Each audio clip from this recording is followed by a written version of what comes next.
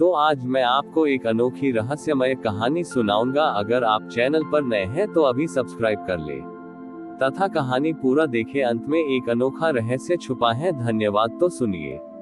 प्राचीन काल की बात है। एक बहुत ज्ञानी ऋषि थे जिनका नाम था तपस।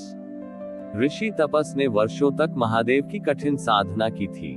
उनकी तपस्या से उन्हें ब्रह्मांड के गूढ़ रहस्यों का ज्ञान हो गया था।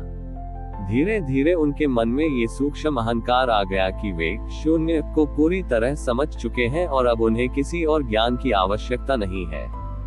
एक दिन ऋषि तपस गंगा किनारे ध्यान लगा रहे थे। तभी वहां एक छोटा सा बालक आया जिसके हाथ में एक छोटा सा मिट्टी का घड़ा था जिसमें छेद थे। वह बालक बार बार उस छेद वाले घड़े से गंगा का जल भरने की कोशिश करता और पानी गिर जाता। ऋषि की एकाग्रता भंग हुई। उन्होंने चिढ़कर कहा, मूर्ख बालक, क्या तुम्हें नहीं दिख रहा कि घड़े में छेद है? तुम कभी इसे भर नहीं पाओगे। व्यर्थ का श्रम क्यों कर रहे हो? बालक ने मासूमियत से उत्तर दिया, ऋषिवर, मैं तो बस इस घड़े में पूरी गंगा को समाना चाहता हूँ। क्या ये संभव नहीं है? उद्धरण चिन्ह। ऋषि जोर से हंसे और बोले, असंभव। एक छोटे से पात्र में विशाल गंगा कैसे समा सकती है? तुम ज्ञानी नहीं लगते। बालक मुस्कुराया और उसकी आंखों में एक अलौकिक चमक आई। उसने कहा, महाराज, यदि एक छोटे से पात्र में गंगा नहीं समा सकती, तो आपके इस छोटे से मस्तिष्क में महादेव का अनंत ज्ञान और शून्य का रहस्य कैसे समा सकता है? आप भी तो वही कर रहे हैं जो मैं कर रहा हूँ। ये सुनते ही ऋषि तपस सन रह गए। जैसे ही उन्होंने बालक की ओर देखा, बालक का रूप बदलने लगा। वहां न कोई घड़ा था, न कोई बालक। सामने स्वयं महादेव खड़े थे, जिनके मस्तक पर चंद्रमा और गले में वासुकी सुशोभित थे। ऋषि तुरंत चरणों में गिर पड़े। महादेव ने मधुर स्वर में कहा, ग्रेटर देन तपस, ज्ञान का अर्थ अहंकार नहीं, बल्कि विनम्रता है।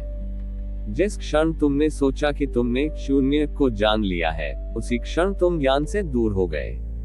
शून्य वह नहीं जिसे भरा जाए, शून्य वह है जिसमें सब कुछ विलीन हो जाए। Greater than. महादेव ने ऋषि को सिखाया कि भक्ति में मैं अहंकार का कोई स्थान नहीं है। ऋषि तपस का अहंकार गल गया और उन्होंने समझा कि महादेव की लीला को समझने के लिए बुद्धि नहीं, बल्कि पूर्ण समर्पण की आवश्यकता है।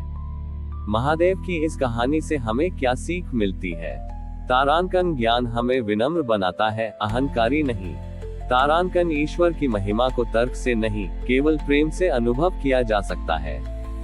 ऋषि तपस का अहंकार तो टूट चुका था, लेकिन उनके मन में एक नई जिज्ञासा ने जन्म लिया।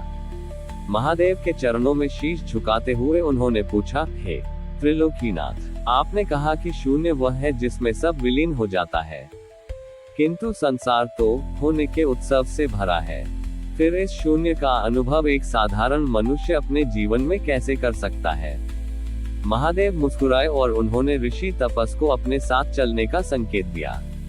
महादेव ऋषि को लेकर एक ऐसे स्थान पर पहुंचे जहां एक ओर चिता जल रही थी और दूसरी ओर एक नवजात शिशु के जन्म की किलकारियां गूंज रही थी। ऋषि असमंजस में थे। महादेव ने कहा, तपस, देखो, जहां एक जीवन समाप्त हो रहा है, वहीं से दूसरा अंकुरित हो रहा है। जो जलकर राख भस्म हो गया, वो शून्य में मिल गया, और जो जन्मा है, वह उसी शून्य से निकल कर आया है। मनुष्य जब तक पद, प्रतिष्ठा और शरीर को अपना सत्य मानता है, वह शून्य से डरा रहता है। लेकिन जिस दिन वह स्वयं को इस भस्म की तरह पवित्र और निराकार मान लेता है, वह मुझ में मिल जाता है। महादेव ने अपने शरीर पर लगी भस्म की ओर इशारा करते हुए कहा, ये भस्म अंत का प्रतीक नहीं है, यह इस बात का प्रमाण है कि सब कुछ जलने के बाद जो शेष रहता है, वही सत्य है, और वही सत्य मैं हूँ। ऋषि तपस ने देखा कि महादेव के शरीर से निकलने वाली ऊर्जा उस जलती हुई चिता और उस नवजात शिशु, दोनों को एक ही वात्सल्य से स्पर्श कर रही थी। ऋषि को समझ आया कि महादेव के लिए न कुछ शुभ है, न अशुभ, न कुछ आदि है, न अंत। महादेव ने ऋषि के हृदय पर अपना हाथ रखा। अचानक ऋषि को ऐसा अनुभव हुआ जैसे उनके भीतर का सारा विचार, सारी स्मृतियां और सारा मैं विलीन हो गया है। उन्हें ब्रह्मांड के कण कण में शिव के डमरू की ध्वनि सुनाई देने लगी। महादेव ने अंतिम वचन कहे। ग्रेटर देन संसार में रहते हुए भी कर्म ऐसे करो जैसे तुम केवल एक माध्यम हो। जब तुम स्वयं को कर्ता मानना छोड़ दोगे, तभी तुम उस शून्य का आनंद ले पाओगे जिसे खोजने तुम निकले थे।